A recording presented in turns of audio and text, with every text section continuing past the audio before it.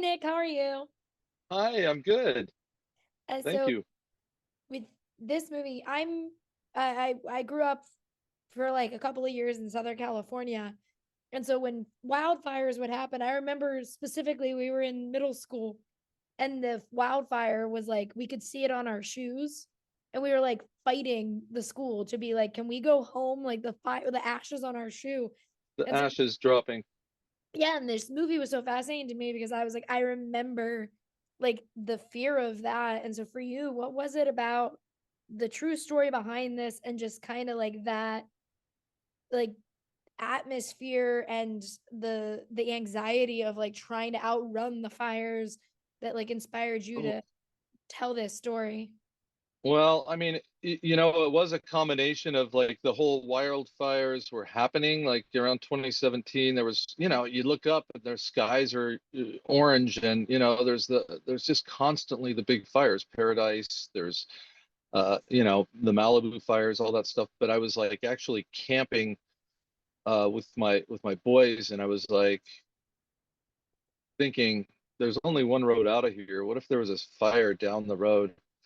How in the heck, what am I going to do? And it kind of like, it scared me. So I went and wrote a treatment about a father and a son and how they're stuck in a fire. And then that, kind of was there for a couple of years. And then I eventually, this film came about, like another film had fallen through for these investors. And they're like, I said, why don't we do this? And they were like, oh yeah, this is great. And so we very quickly, I mean, I had basically said I don't want to do it with a kid because it would be just too difficult. And so came up with a new treatment, and a lot of the research was based on a lot of different stories, to be honest with you. So it isn't, let's say, one particular true story. It's like a combination of different stories, I would say, but they're all kind of the same.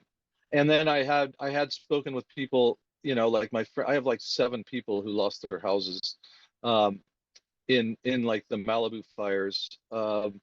And so I had talked to them about their experiences and everything. So and also just how scary it is. Or another guy in that I talked to, he's just like he's lived through 3 forest fires.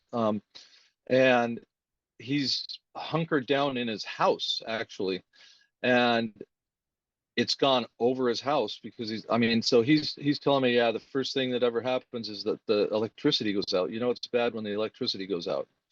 um so just the different things that happen, the evacuations, the police driving by and telling people to get out of the neighborhood. And then also just what do you take with you? um that seems to be also just, I mean, it's all very reoccurring, but especially so the other side of things is like the first responders, but also the loneliness of sitting in a 911 response center is one of the angles I wanted to take to represent this first responder side, is that you're sitting there listening to this, you're listening to people panic, you're having to tell them, and you can't really tell them anything because you don't know which way the fire is going to go. You don't know, you know where it's going, but all of a sudden, you can have one spark fly as long as 2 miles. You have a piece of the wind will just take the tinders and blow them into the next area, and another little spot fire pops up, and so it's very unpredictable, it's very scary.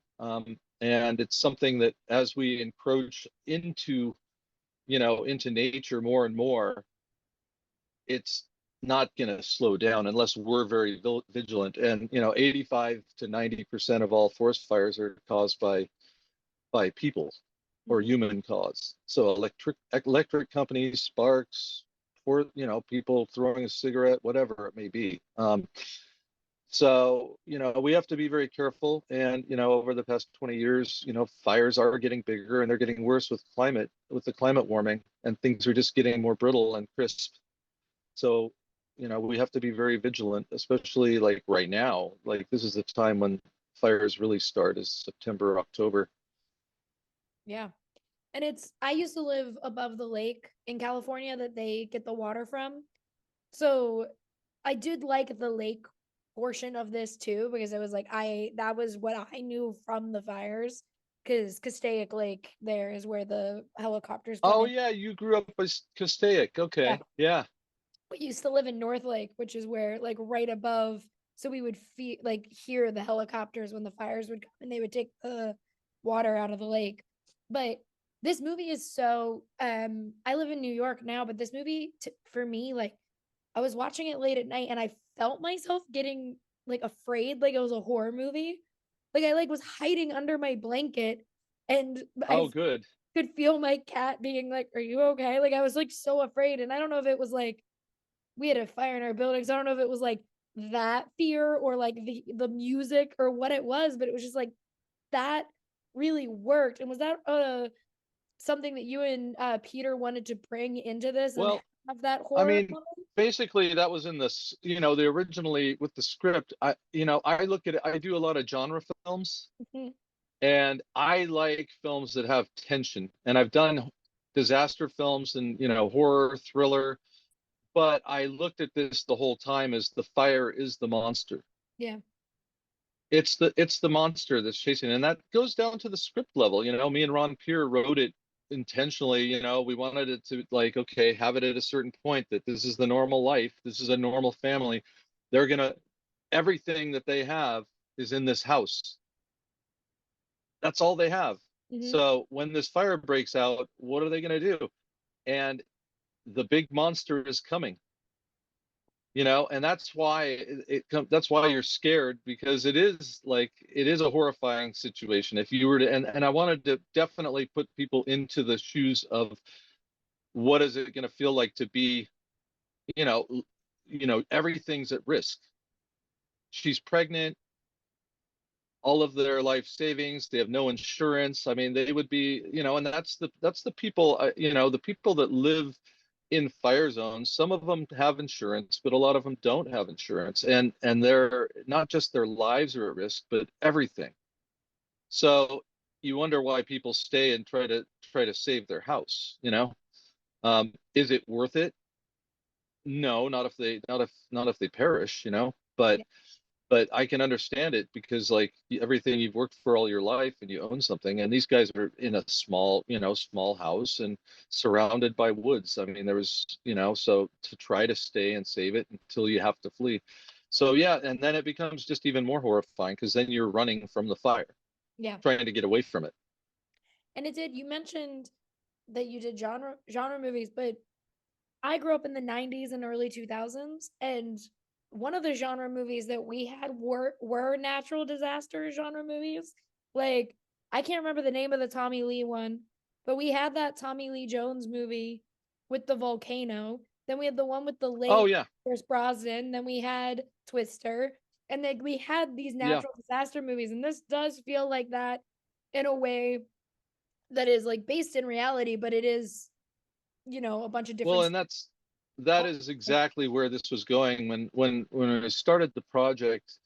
It was like, okay, I've done a lot of disaster movies where I have to create worlds, and a lot of times they kind of don't feel real, because they're, I mean, like, they're contrived somewhat, superstorm or something, so very science fictiony or something. But I just wanted to do something that's real and like that, in that tradition, like, okay, a grounded disaster movie, which is what it is. Yeah. And to my knowledge, at the time when we wrote it, me and Ron wrote it, is like I had never seen a low budget uh, fire film, Mm-hmm. because fire is traditionally just so difficult to do. It's dangerous. And so, that's where I was like, before I even started, I was like going, can I pull this off? But because I had done so many other disaster movies, I knew all the little tricks to make it look like disaster. That's like the movie magic of things.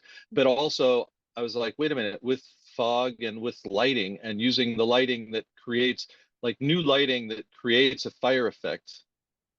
I'm like, I can create a world where everything around them feels like it's burning. We can add a little bit of practical fire, and then we can also add visual effect fire to enhance it in the post. And Yeah. so that was the methodology of the whole thing that enabled us to do it inexpensively.